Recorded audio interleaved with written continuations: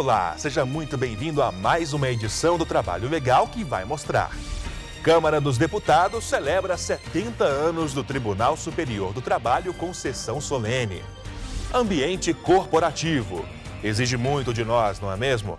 Porém, o excesso de tarefas e a tensão podem acabar gerando estresse no trabalho. Vamos conhecer como funcionam as leis trabalhistas para a categoria pilotos de avião. O Trabalho Legal é o programa do Ministério Público do Trabalho em parceria com a Associação Nacional dos Procuradores do Trabalho. E a nossa primeira matéria vai mostrar que a Sadia foi condenada em R$1 milhão por dano moral coletivo por não fiscalizar corretamente a prestação de serviços de empresa terceirizada. Alojamentos precários para trabalhadores motivaram a atuação do MPT. Agora o alimento está embalado, refrigerado e para muitos o frango pode ser servido no lanche, almoço e até no jantar. Chega a dar água na boca só de ver o preparo. Mas quem é só consumidor às vezes não sabe o que se passa. Por exemplo, como funciona a produção dos alimentos. E também quais são as condições dadas àqueles que lidam com o produto até chegar até a sua mesa. Pois é, para lidar com o ramo de alimentos é preciso muito cuidado. E não foi isso que aconteceu com a Sadia, empresa pertencente ao grupo BRF. A companhia ficou irregular por não fiscalizar corretamente a prestação de serviço de uma empresa terceirizada, responsável pelo apanha-aves. A situação era complicada. Segundo o Ministério Público do Trabalho, a empresa terceirizada oferecia alojamentos precários, sem janelas e com instalações sanitárias e elétricas irregulares. Os empregados ainda dormiam no mesmo cômodo que estava instalado o fogão, além de sofrer com o que é básico, a falta constante de água potável. Mas a situação não para por aí. Os chuveiros também não tinham qualquer privacidade e as carteiras de trabalho não foram assinadas. Outro problema detectado foi a falta de equipamento de proteção. Por todas as irregularidades, a empresa foi condenada pelo Tribunal Regional do Trabalho e terá que pagar um valor de R$1 milhão por dano moral coletivo. Em defesa, a empresa alega que as denúncias constatadas nos autos de infração lavrados por auditores fiscais consistiam em situação singular, em razão de uma sociedade realizada por 4 empresários que desenvolveram uma empreitada mal-sucedida e que isso não existe mais por lá. Mas, mesmo assim, alguém sofreu danos. Para a terceira turma do TRT do DF, é positivo o fato de a empresa não possuir mais trabalhadores em situação precária. Mas isto não afasta o dano já consumado, nem o risco de que a situação volte a ocorrer, o que justifica a atuação do Ministério Público e a decisão judicial que coíbe tal prática. A decisão em segunda instância prevê o cumprimento de 16 obrigações com destaque para o fornecimento de equipamento de proteção individual, de água potável e a realização de treinamento e manutenção de instalações elétricas em condições seguras. O dano moral foi estipulado em R$1 milhão e a multa por descumprimento é de quase R$500 por dia e por trabalhador. A Câmara dos Deputados realizou sessão solene em homenagem aos 70 anos de criação do Tribunal Superior do Trabalho e 75 anos da Justiça do Trabalho. Uma comemoração de 7 décadas após o então presidente da República, Eurico Gaspar Dutra, assinar o decreto que integrou a Justiça do Trabalho ao Poder Judiciário. O presidente do Conselho Superior da Justiça do Trabalho e do Tribunal Superior do Trabalho, ministro Ives Gandra Martins Filho, participou da sessão solene na Câmara dos Deputados em homenagem aos 70 anos do Tribunal Superior do Trabalho. A Justiça do Trabalho, consciente do papel fundamental que deve desempenhar para promover essa pacificação social, essa harmonização das relações de trabalho, ela sabe que, encontrando um ponto de equilíbrio na distribuição dos frutos do trabalho entre o capital e o trabalho, ela vai conseguir efetivamente contribuir para o desenvolvimento econômico e social do nosso país. Portanto, temos muito a comemorar neste dia. A vice-procuradora-geral do Trabalho, Cristina Aparecida Ribeiro Brasiliano, e representantes do Judiciário Trabalhista também prestigiaram o evento.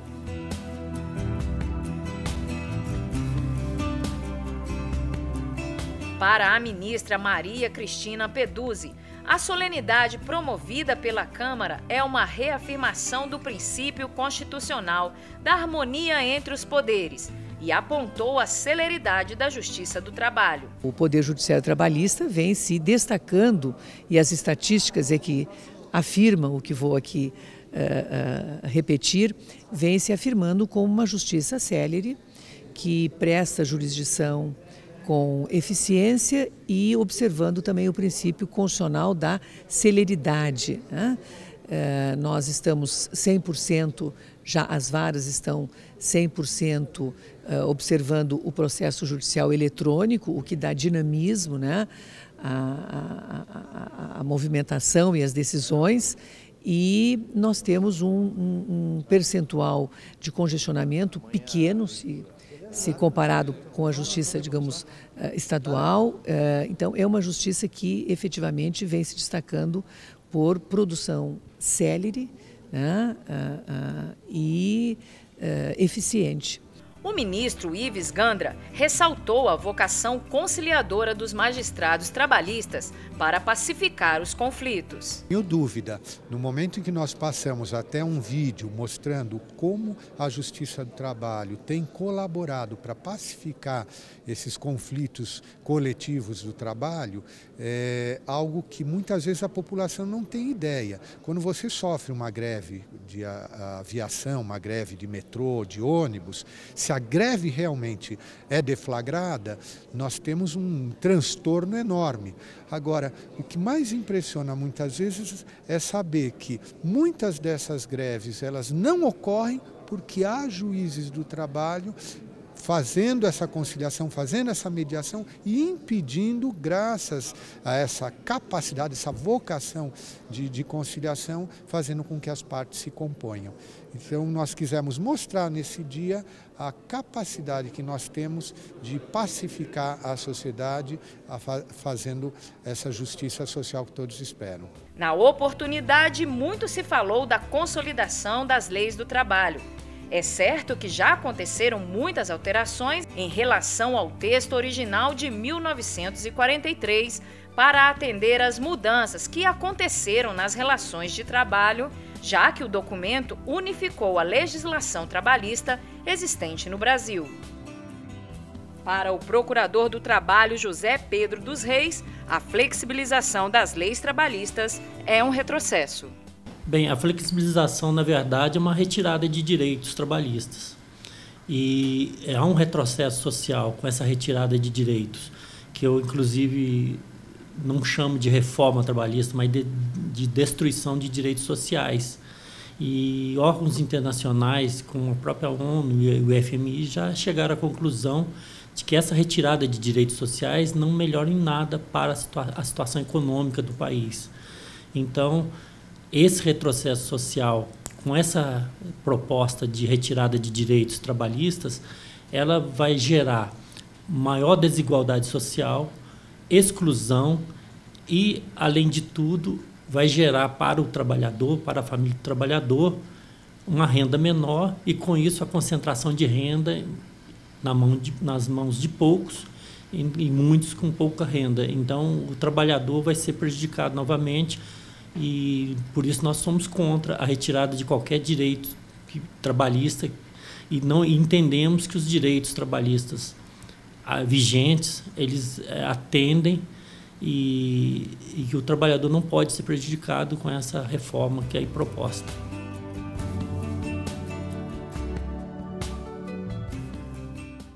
Depois do intervalo, estresse no trabalho, considerado um dos maiores males da atualidade.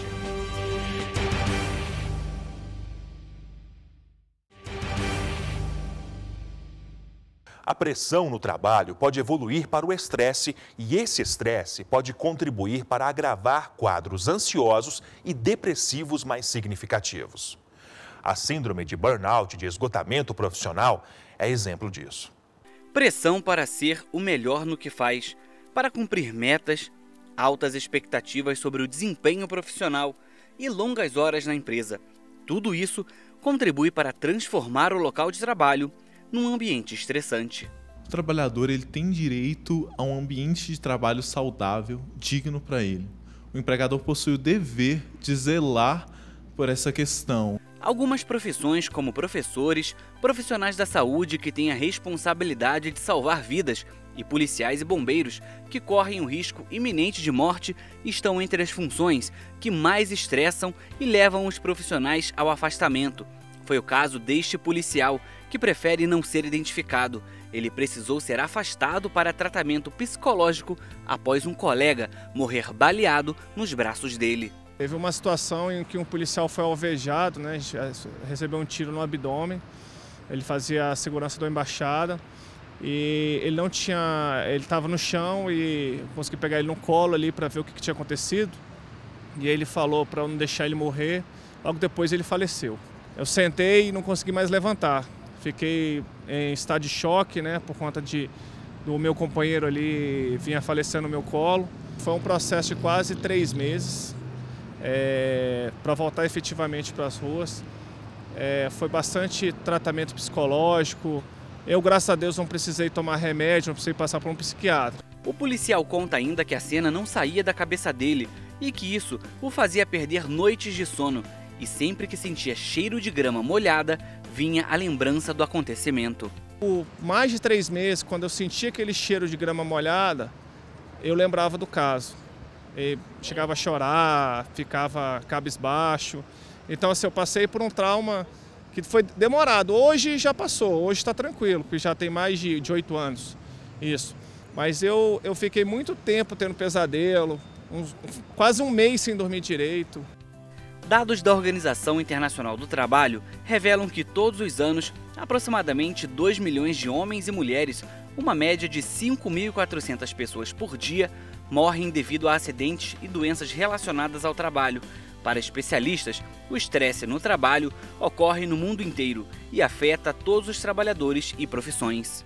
Cair por terra essa ideia de que psiquiatra e psicólogo é só para louco, né?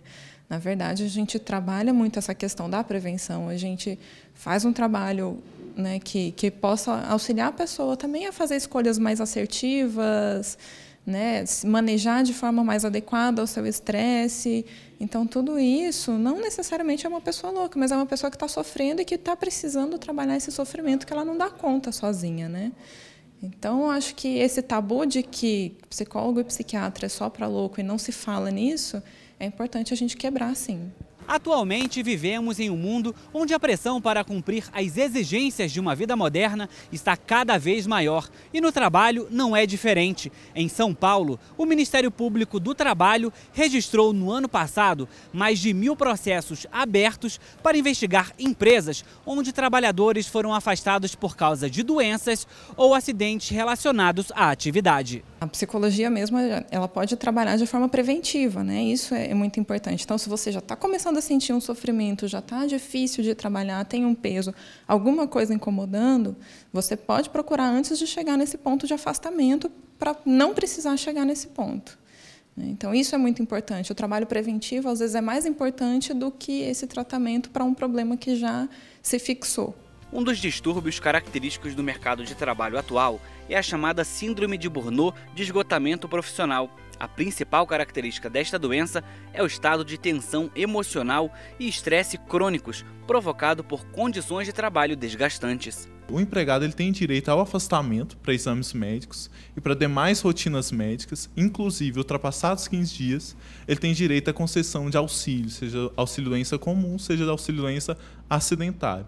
Mas ele tem todo o direito de resguardar sua saúde física, mental e psíquica. O estresse, quando ele chega a um nível de cansaço, ele é perfeitamente compreensível dentro do ambiente de trabalho. Agora, quando ele ultrapassa, chegando a uma síndrome de esgotamento, chamada síndrome do burnout, ou então a outras consequências físicas prejudiciais à saúde desse trabalhador, ele tem que tomar determinados cuidados para com a saúde dele, se preocupar e resguardar esses determinados direitos que ele possui. Dados da Previdência Social mostram que, atualmente, o estresse é o terceiro motivo que mais provoca afastamento do trabalho por mais de 15 dias. Segundo a Previdência, o problema só perde para traumas provocados por acidentes e pelas doenças por esforço repetitivo. Uma coisa muito importante, em primeiro lugar, é aprender a identificar que você está nessa situação, né? Quem sente que está sofrendo demais para ir para o trabalho, está sendo um peso ir para o trabalho, você começa a ir só só porque é seu ganha-pão, não tem nada que possa gerar prazer, isso já é um sinal de que existe algum estresse ali, né?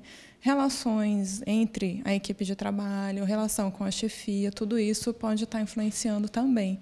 Então, identificar esses fatores é muito importante, em primeiro lugar.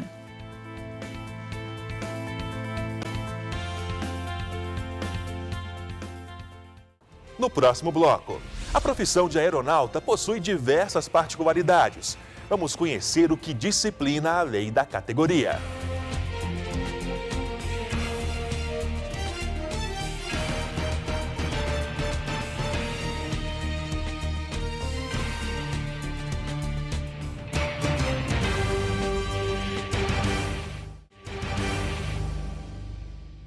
Para ser um piloto de avião, é necessário que o profissional tenha compromisso com a segurança e se dedique aos estudos e treinamentos.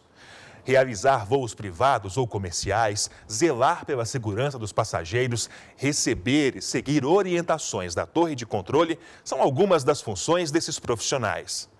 A categoria conta com proteção de normas especiais. Pilotos de avião. Senhores passageiros, bem-vindos a bordo. Quando não estão no comando de alguma aeronave por aí, provavelmente estão no aeroporto ou em algum estado do país descansando, após uma rotina cansativa de trabalho. Mesmo de folga, as malas precisam estar prontas para o próximo dia de serviço. Afinal, são os trabalhadores que mais viajam em comparação a outras profissões. Os aeronautas, em menos de 24 horas, podem estar em várias cidades do Brasil. Por exemplo, pela manhã em Brasília, à tarde no Rio de Janeiro e à noite em Manaus, quem sabe. Para eles, mais importante do que a origem e o destino são os passageiros. No Brasil, para atender milhões de viajantes, mais de 14 mil pilotos precisam estar a postos, prontos para decolar. Paulo é piloto há 16 anos e sabe muito bem como é isso. Muito mais do que o orgulho, né, em ser piloto, eu acho que aí por trás desse orgulho tem o orgulho da responsabilidade em ser piloto, em conduzir uma aeronave e em conduzir as pessoas. Com segurança, né, todas as pessoas que estão ali dentro. A propósito, comandante, como é a rotina do piloto? A gente recebe aí a nossa escala de voo no final do mês, ela é mensal, né? Temos que ter aí 8 folgas mensais. Então, dentro dessas 8 folgas mensais é onde vem o nosso planejamento pessoal. Fora disso aí, todos os outros dias trabalhando, alguns dias pernoitando fora da nossa sede, né? Alguns a gente tem aí, podemos pernoitar na nossa residência. E a vida ela é bem dinâmica, né? Hoje você está num voo aqui com uma tripulação, amanhã você já tem outra tripulação, outros amigos. É um pouco dinâmico isso. Em termos de distância, é possível cruzar o Brasil de norte a sul em um dia, né? Você pode voar aí 8 horas, né? Num máximo aí de 12 horas de jornada. Então hoje a gente pode estar pernoitando em Manaus e amanhã está pernoitando em Porto Alegre. Inclusive eles ficam de sobreaviso pela possibilidade de acontecer alguma urgência. O piloto ele é escalado para o voo, em alguns dias ele pode ficar na sua cidade, na sua residência, mas escalado como sobreaviso.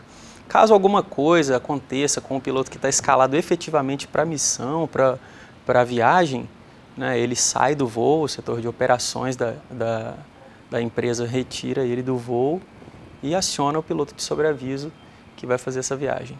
Essa rotina chega a ser bem puxada. O trabalho pode chegar até 15 horas por dia, dependendo do trajeto de um estado para outro ou até em viagens internacionais. Eu já trabalhei em empresas brasileiras fazendo voo doméstico e hoje eu trabalho numa empresa americana, então mais ou menos metade dos voos que eu faço são voos internacionais, né, voando às vezes eventualmente para a Europa, eventualmente para a Ásia e uma outra metade são voos dentro dos próprios Estados Unidos.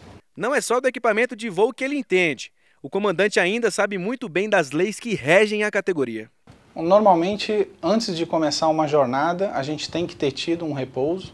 Então, a empresa precisa nos assegurar que ou eu estava na minha casa, na minha base, durante um número específico de horas antes de iniciar uma jornada de voo, ou se eu estiver fora da minha base, a empresa ela tem que me colocar em acomodações, em um hotel, para que eu possa estar bem descansado, bem repousado para a jornada. Essa jornada, eventualmente, ela pode durar 12 horas ou até mais, se eu tiver mais tripulantes dentro do avião.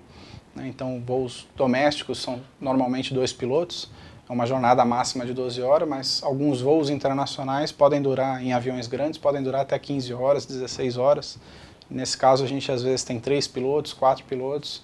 Então, algumas vezes esse repouso ele vai de 12 horas até 24 horas antes da minha jornada.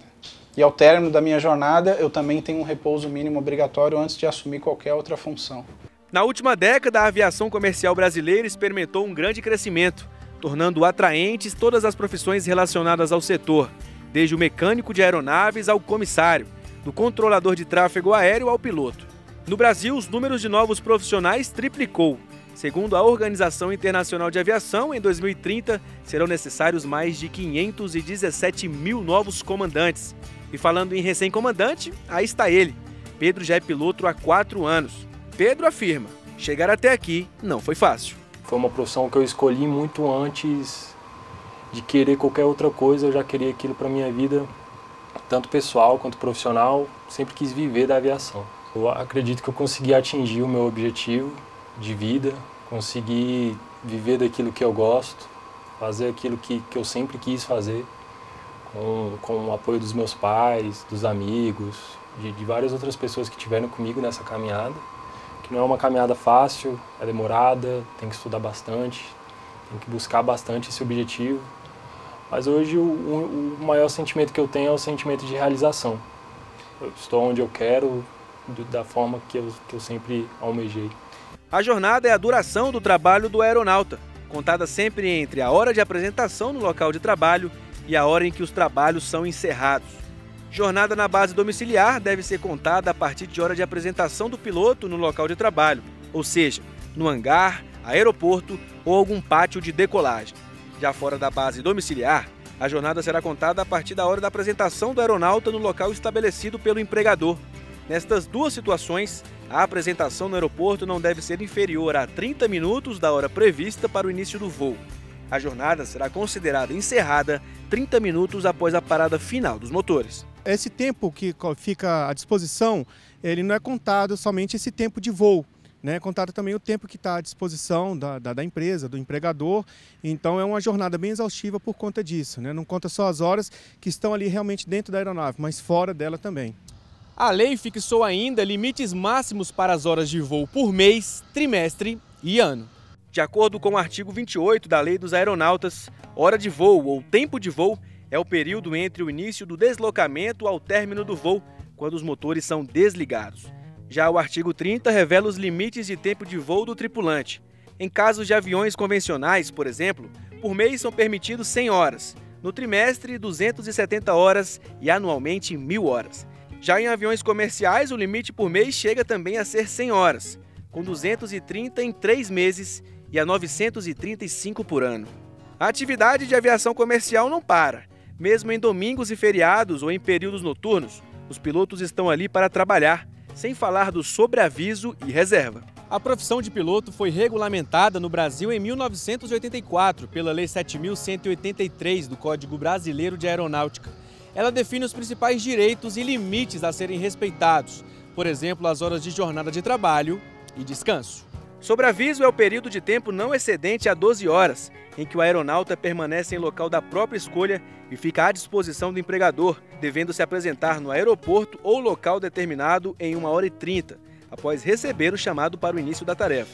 Já a reserva é o período de tempo em que o aeronauta permanece, por determinação do empregador, em local de escolha dele. O período de reserva para aeronautas de empresa de transporte aéreo regular não pode passar de 6 horas. Como previsto no artigo 3º, por prazo superior a 3 horas, o empregador deverá assegurar ao aeronauta acomodações adequadas para o descanso do profissional. Para combater o desrespeito aos pilotos e às leis trabalhistas, o Ministério Público do Trabalho está de olho nas linhas aéreas. O aspecto mais preocupante na legislação que rege os aeronautas é a questão de jornada de trabalho e escala de serviço, que precisam urgentemente ser alterados pelo Congresso Nacional, em razão de que é uma legislação ultrapassada, de 1984, e não segue os princípios ditados pela nossa Constituição Federal em 1988, que é a de 8 horas por dia, com no máximo 2 horas extras, e 44 horas semanais. Para se ter uma noção, no artigo 21 da lei que trata dos aeronautas, permite uma jornada até de 20 horas diárias. Então, é algo que não pode prevalecer no momento em que se busca a regulamentação de jornadas no Estado Democrático de Direito e também, principalmente, questão de segurança no voo, né? E, então, é importante, porque uma iniciativa do Congresso Nacional para alterar essa legislação para que os aeronautas possam trabalhar e descansar.